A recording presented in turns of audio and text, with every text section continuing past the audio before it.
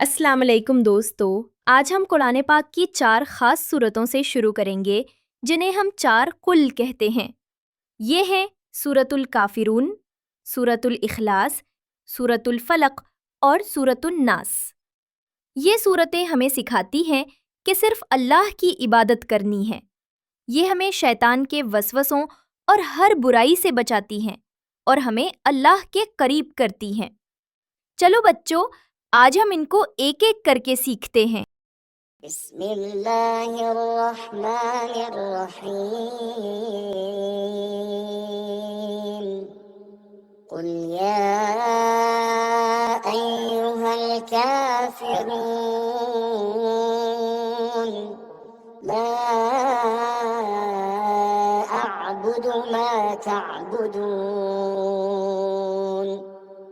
वला أنتم عابدون ما أعبد ولا أنا عابد ما عبدتم ولا أنتم عابدون ما أعبد لكم دينكم ولي دين. أعوذ بالله من الشيطان الرجيم. بسم الله الرحمن الرحيم. قل هو الله أحد الله الصمد لم يلد ولم يولد ولم يكن له كفوا أحد. الرحمن الرحيم.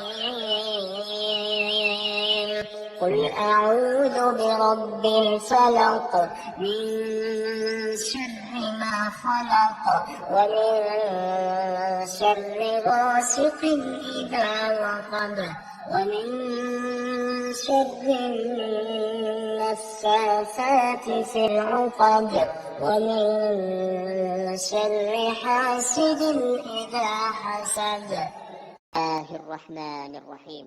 قل أعوذ برب الناس ملك الناس إله الناس من